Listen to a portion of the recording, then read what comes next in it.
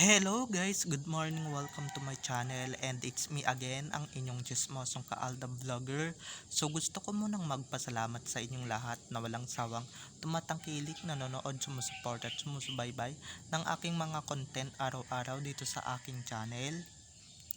So good morning everyone, happy Saturday sa ating lahat. It's July 13, 2024. So malapit na nga mag July 16, no? Malapit na tayo magdiwang ng anniversary. So happy anniversary sa ating lahat. So eto wag ninyong babaktawan o lalaktawan tong ating content ngayong araw. I'm sure na hindi ninyo pagsisisihan na pinanood nyo to mula umpisa hanggang hulihan. And syempre, wag kayo mag-i-skip ng segment, okay?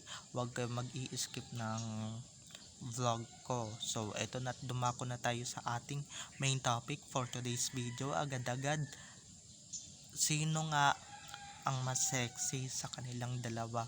Etong rumampa sa bench or etong nagpapaka-bold star sa isang event nung nakaraan lang? So wala nang sabi-sabi, syempre yung kulay white na, no? So ito na guys, watch this. Mamaya ipapaliwanag ko sa inyo ng buong buo. So ito na guys, watch this.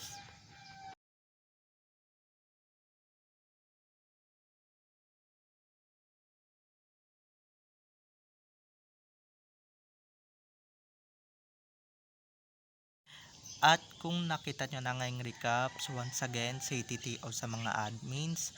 Thank you so much kasi sinisendan nyo ako ng mga magagandang updates and syempre ng mga kapupulutang updates and syempre ng mga may katorya-toryang updates. So thank you so much sa inyong lahat kasi kung hindi dahil sa inyo, wala ako dito sa kinalalagyan ko ngayon. Kaya maraming salamat.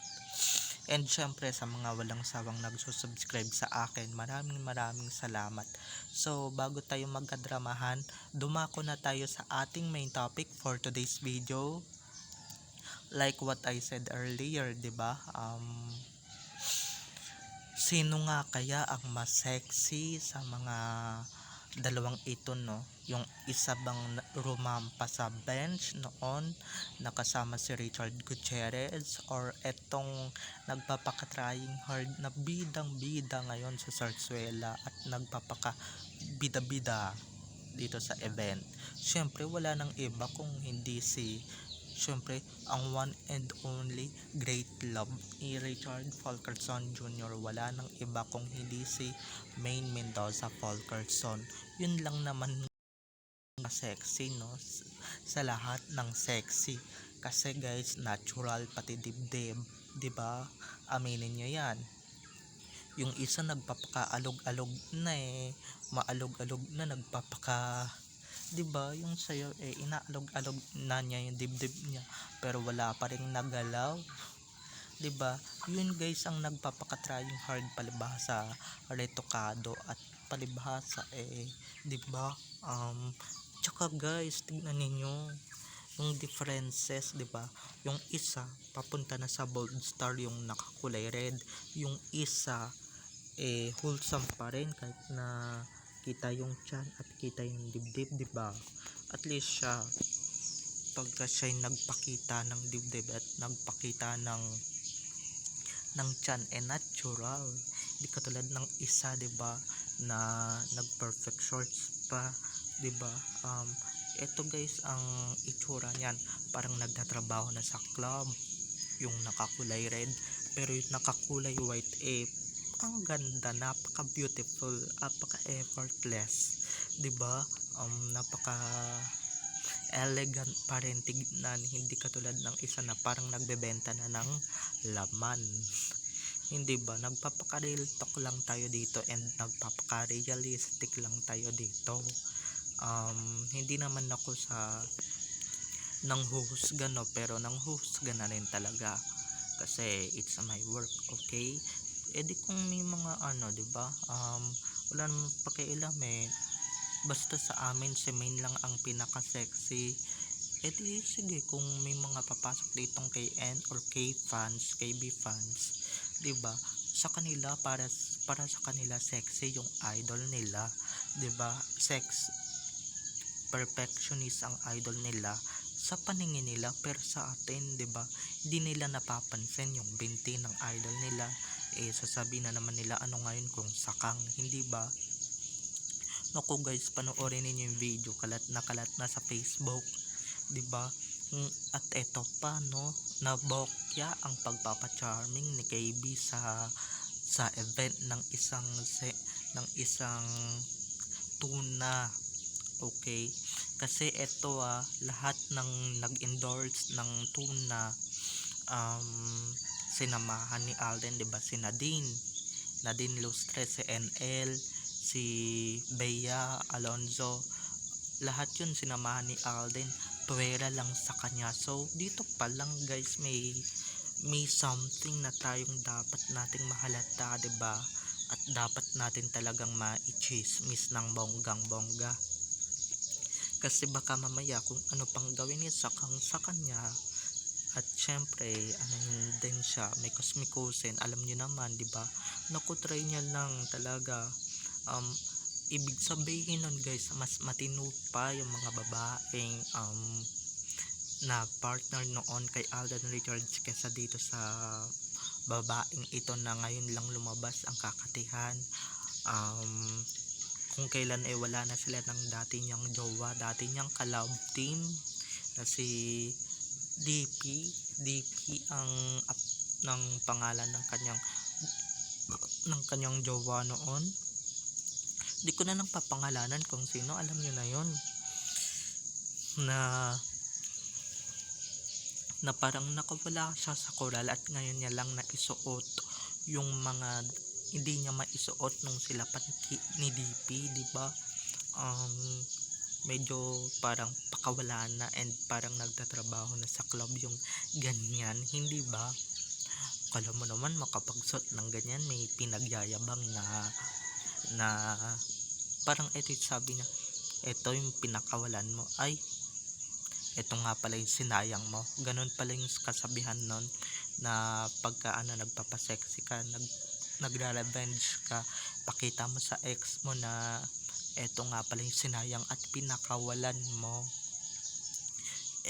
Kung ganyan din namang babae, kung ganyan din naman ka haliparot na babae, ba't sino ba magtsatsagang, 'di ba, sa kanya, mag-stay sa feeling niya, 'di ba? Kahit sino, 'di ba? Kahit sino naman papakawalan yung babaeng yan, 'di ba? Kung ganyan na rin manamit, ganyan na rin ang panunuot, 'di ba? Hindi na siya wholesome palibhasa, 'di ba?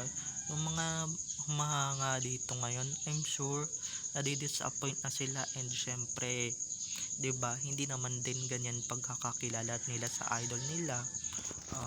Ang pagkakakilala nila wholesome, madasalin, hindi walwalera. Ngayon nga, 'di ba, noon pa nung sila pa ni DP, 'di ba, nagkanda peste-peste na lahat. Kumawala na siya sa isang buti pa si Main, 'di ba? Si Main di mo makikitaan ng kung ano-ano yung bad things na hindi katulad ng isa na halos pakita niya na yung kaluluwa niya. Etong si Main kapraso lang ang pinakita niyang tiyan, 'di ba? Pero napaka-sexy. Hindi katulad ng isa, parang revealing at ngayon lang nakawala sa coral at ngayon lang nakawala, 'di ba? Mga ganyang tao, nako, ayoko na lang talaga mag-talk, and ayoko na lang talaga magsalita ng bonggang-bongga tungkol dyan, 'di ba? Nako, wala tayong sa kanila, wala tayong pakialam sa kanila, and syempre may mga, 'di ba, baka mamaya mabash tayo dahil, 'di ba, madami na akong nasabi kanina, marami na akong natira kanina, alam niyo naman, medyo, 'di ba, alam niyo naman, mga war freak yung mga Katiden fans, kung may mga fans sila, 'di ba, nagawa-gawa lamang nila.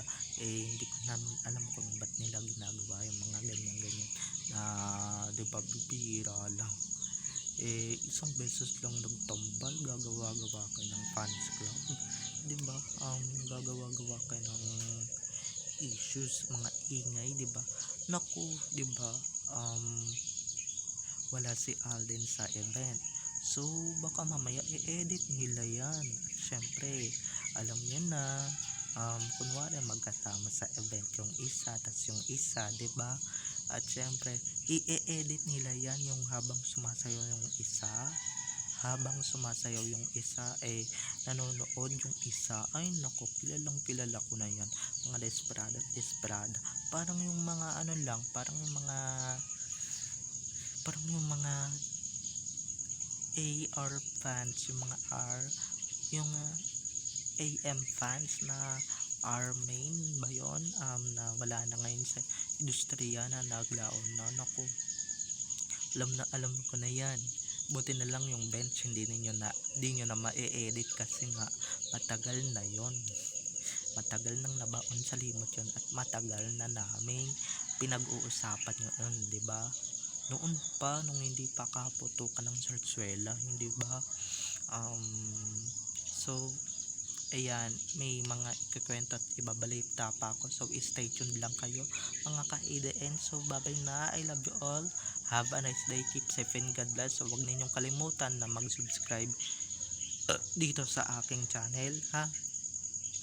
For more videos and uploads patungkol kay Main at Alden, at syempre sa kanilang mga buhay-buhay inside or outside man yan sa showbiz. Bye-bye mga ka-ADN. I love you all. Bye-bye.